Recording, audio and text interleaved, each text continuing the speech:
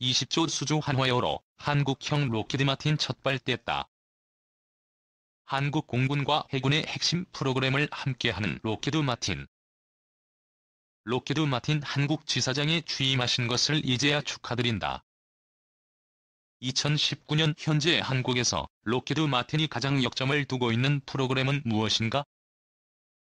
먼저 현재 한국이 발주한 40대의 F-35A를 제작하여 한국 공군에 인도하는 프로그램을 차질 없이 진행하는 것이다.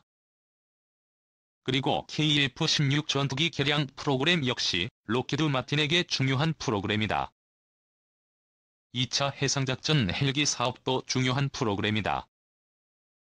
한국에 제한되고 있는 로키드 마틴 시코르스키의 MH-60R은 이미 미 해군과 호주 해군 등에서 300대 이상이 성공적으로 운용되고 있는 최고의 다목적 해상작전 헬기이다. MH-60R은 세계 최고의 해군인 미 해군의 주력 해상작전 헬기로 운용되고 있으며 미 해군에서 검증되었다는 것 그 자체만으로도 의심할 나위 없는 정상급의 해상작전 헬기라고 할 수 있다. 2차 MOH 사업은 한국 해군의 프로그램이니 한국 고유의 상황도 고려하지 않을 수 없는데 MH-60R이 특히 한국 해군 고유의 상황에서 특장점이 될 수 있는 것은 어떤 것인가? 한국 해군은 P-8A 해상 초계기를 운용할 예정이다. 그리고 MH-60R은 P-8A와 함께 운용되면서 시너지 효과를 창출할 수 있다는 것이 장차 한국 해군의 큰 보탬이 될 것이다. 미국은 P-8A와 MH-60R의 상호 연계 운용을 염두에 두고 양자를 개발, 발전시켜왔기 때문이다. 그리고 MH-60R은 이미 300대 이상 전력화되어 운용 중이다. 이는 MH-60R의 대규모 후속군수 지원 시장이 이미 구축되어 있음을 의미한다. 다시 말해서 상시 발생하는 MH-60R의 후속군수 지원 수요가 크기 때문에 한국 해군은 안정적이고 합리적인 운용 유지 비용으로 MH-60R을 운용할 수 있다는 것이다. 2차 MOH 사업으로 한국 해군이 획득하는 해상작전 헬기는 앞으로 장기간 운용할 무기체계이기 때문에 안정적인 후속군수 지원이 중요하다. 안정적인 후속군수 지원을 위해서는 후속군수 지원 수요가 발생하는 시장의 규모가 커야 한다. 이 점에서 2019년 10월 현 시점에 이미 300대 이상 전력화되어 있는 MH-60R은 군수지원 비용과 안정성이 보장되어 있다는 것이 2차 MOH 프로그램 획득 해상작전 헬기를 장기간 운용해야 하는 한국 해군에게 매우 적합하다고 할 수 있다. MH-60R이 P-8A 도입을 앞두고 있는 한국 해군에 적합하다는 말씀은 크게 공감이 된다. 우선 MH-60R은 P-8A 그리고 전투함과 연계하여 해상 표적, 잠수함을 추적하기 위한 고유의 네트워크를 갖추고 있다. 미 해군은 이를 바탕으로 MH-60R과 P-8A를 연계 운용하기 위한 다양한 전술을 개발해왔다. 이를 장차 2차 MOH 사업 해상작전 헬기와 P-8A를 주력으로 운용하게 될 한국 해군 항공대에도 접목할 수 있을 것이다. 한화그룹의 모태는 방산업이다. 그룹의 항공, 방산 주력 계열사인 한화에어로스페이스의 미래 비전을 한국형 로키드 마틴로 정하고 지난달 구조재편을 마무리했다. 군용항공, 항공관제, 미사일, 미사일 방어 시스템, 레이더 등 방산 산업 전반으로 사업이 다각화된 미국 로키드 마틴과 유사한 사업 구조로 간다는 의지의 표현이다. 가장 의욕적으로 추진 중인 사업이 항공 엔진 분야. 미국 B&W와 G, 영국 롤스로이스 등 세계 글로벌 메이저 업체가 70에서 80%를 석권하고 있는 시장에서 변방의 후발주자인 한화가 끼어들 여지는 별로 없었다. 한동안 단순 수주, 하청 사업 위주로 진행됐다. 삼성으로부터 인수한 한화에어로스페이스는 1979년 항공기 엔진 사업에 진출한 이래 올 6월까지 8,600대 이상의 엔진을 누적 생산한 국내 유일의 가스 터빈 엔진 제조기업이다. 후발주자로서 지난 수십 년간 이들 메이저 업체와 두터운 신뢰관계를 쌓아오면서 결국 글로벌 항공 엔진 파트너로 성장했다는 평가를 듣고 있다. 비결은 위험 및 수익을 분담하는 RSP다. 아무리 메이저 업체라 하더라도 새로운 항공기 엔진을 개발하는데 위험 부담이 큰 편이다. 연구, 개발에만 1조 원 이상의 자금이 투입되고 손익분기점을 넘기는데 15년 이상이 걸린다. 이런 이유로 실력 있는 부품 공급 업체를 불러들여 개발을 함께 하고 나중에 발생하는 수익을 배분하는 프로그램이 RSP이다. 세계 메이저 업체와 독일 MTU, 영국 GKN, 이탈리아 AVIO 등 소수 업체들만 RSP에 동참할 수 있었다. 전 세계 항공 엔진 시장은 저가 항공사의 소형기 전성시대를 맞아 연 3.3%씩 성장해왔다. 지난 2015년 P&W가 연료 효율을 높인 GTF 엔진을 개발하는 RSP에 한화를 파트너로 참여시킨 것이 전환점이 됐다. P&W의 RSP 프로그램 담당 임원인 로버트 퀴는 한화가 치열한 경쟁력을 뚫고 RSP의 주요 파트너가 된 것은 걸음마에서 벗어나 고부가가치 제품으로 안정적 수익을 기대할 수 있는 글로벌 파트너로 성장했다는 것을 의미한다고 설명했다. 한화는 엔진 개발에 지난해에만 480억 원을 투자했고 올해와 내년에도 각각 900억 원가량 투자를 집행할 계획이다. GTF의 핵심 부품 개발에 성공해 총 9억 달러를 수주한 상태다.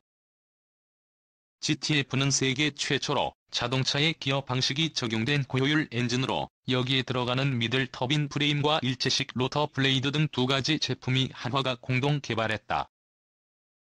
이후에도 한화는 지와 롤스로이스와도 RSP 계약을 성공시키며 관련 부품 수주액이 총 171억 달러에 이른다.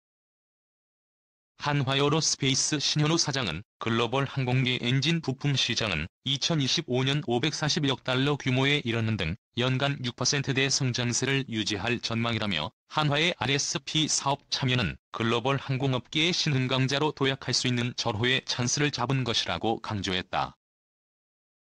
한화그룹은 2022년까지 항공기 부품 및 방위산업 분야의 해외 진출과 글로벌 경쟁력 강화에 4조 원을 투자할 계획이다. 한국 F-35이 고장 나면 록히드마틴 정비팀 내한 수리받을 수도. 한국의 최신형 F-35 스텔스 전투기가 작년부터 도입되기 시작한 가운데 F-35 정비 문제가 초미의 관심사로 떠오르고 있다. 핵심은 과연 분해, 해체 수준의 심각한 고장 발생 시 일본 미쓰비시 중공업으로 날아가 정비를 받느냐는 것이다. 우리 공군은 경우에 따라 록히드마틴 정비팀이 내한 수리할 수 있다고 말했다. 이슈벨리는 3일 공군사령부 고위 관계자와 통화에서 한국에도 록히드마틴 정비팀이 상주해 있고 미국에서 교육을 받은 우리 정비사들이 있다면서 어느 정도 수리 정비는 자체 해결할 수 있다고 밝혔다. 공군 관계자는 다만 분해 조립, 해체, 도장칠, 도료가 필요하면 록히드 마틴이 지정한 정비창으로 가야 한다고 덧붙였다. 다시 말해 기본적인 정비 관리, 수리 부분은 대한민국 공군에서 자체 해결할 수 있지만 전투기가 6에서 7년 정도 되면 종합적인 성능 점검을 위해 MRONU 권한을 가진 정비창으로 가야 한다는 것이다. 현재 록히드 마틴이 이러한 MRONU를 지정한 곳은 일본, 호주, 미국 등이다. 그는 기존 전투기는 부대 정비, 야전 정비, 창 정비가 있는데 F-35는 이런 개념 자체가 없다. 이들이 만들어 놓은 모듈 시스템이 있는데 기존 전투기와 다른 개념이고 전 세계 F-35 전투기와 시스템이 다 연결됐다고 말했다. 문제는 한국의 F-35가 이러한 모듈 정비나 분해 조립, 해체를 받을 경우 어떤 정비창을 가느냐는 것이다. 이와 관련 한일 언론 간의 진실 싸움이 이어졌다. 지난 1일 방위성 관계자의 말을 인용해 나고야 인근 아이치현에 있는 미쓰비시 중공업의 F-35 최종 조립 시설인 FACO가 이달부터 F-35의 아태지역 국제정비 거점 MRONU로 운영됐다면서 이 시설은 항공자위대의 F-35뿐만 아니라 주일미군, 주한미군, 한국 공군의 F-35도 수용할 예정이라고 보도했다. 뉴스가 나가자 한국 언론이 즉각 반박 기사를 냈다. OBS 단독 보도에 따르면 한국 공군 관계자는 우리 군 전력의 정비는 전적으로 우리 군이 판단하고 결정하는 사안인데다 일본이나 미국 측의 공식적인 제안도 없었다고 전면 부인했다. 이슈벨리는 한일 간의 진실 싸움으로 번지는 F-35의 정비 문제와 관련 좀 더 구체적인 확인이 필요했다. 이에 공군사령부 공보팀장으로부터 구체적인 이야기를 들었다. 공군 공보팀장은 본주와 통화에서 F-35E가 워낙 신형 항공기이고 도입한 지 얼마 안 돼 장정비가 돌아올 때까지 아직 6에서 7년 정도 남았다. 아직 시간이 남아있기에 구체적으로 어디서 정비를 받을지는 내부적으로 정해지지 않았다고 말했다. 그는 다만 지금 우리 국민적 정서를 잘 알겠지만 한일 간의 감정이 골이 깊다. 우리 주력 스텔스 전투기가 일본에 가서 다 분해, 해체 정비되는 것에 우리 국민이 받아들이지 못하는 정서가 있다고 토로했다. 공군 관계자는 그렇다고 호주나 미국 가서 받는 정비는 비용 문제가 크다. 그래서 아직 정확히 확정되지 않았다는 것이다. 경우에 따라 비용이 더 들더라도 호주에 가든지 미국 로키드 마틴 정비팀이 한국에 내한해서 정비할 수도 있다. 그런 옵션은 있다고 덧붙였다. 한국의 F-35E가 일본이 아닌 호주의 MRONU를 이용할 경우 한국의 F-35A는 중정비를 받을 때마다 편도 약 8,500km, 왕복 약 17,000km를 이동해야 한다. 한 번 비행으로 호주 윌리엄스타운에 있는 MRONU로 직행해야 한다. 해외 군사 전문가들은 이 방법이 위험해서 한국의 청주 공군기지에서 미국의 관 공군기지에서 호주 타운즈빌 공군기지에서 윌리엄스타운 코스로 비행하는 것이 현실적이라고 조언한다. 그렇다고 한국의 청주 공군기지에서 미국 텍사스 MRONU 포트워스로 가면 편도만 1만 킬로미터가 넘는다. 시간과 비용 부담은 우리 공군이 부담해야 할 몫이다. 공군 관계자는 혹시 그때 가서 일본과 관계가 좋다면 우리 F-35가 일본으로도 갈 수도 있다고 조심스럽게 말했다. 공군의 일본 정비 옵션이 아예 제외되거나 빠진 것은 아니란 것이다. 참고로 청주 공군기지에서 일본 MRONU 정비창까지 거리는 800km 떨어져 있다. 국민 정서와 시간, 비용 문제를 놓고 우리 공군의 고민이 깊어질 수밖에 없는 이유다. 한편 미국 국방부나 로키드 마틴사는 한국 F-35만을 위한 별도 정비창 만들거나 허가해주는 것은 현재로선 전혀 고려하지 않는 것으로 알려졌다.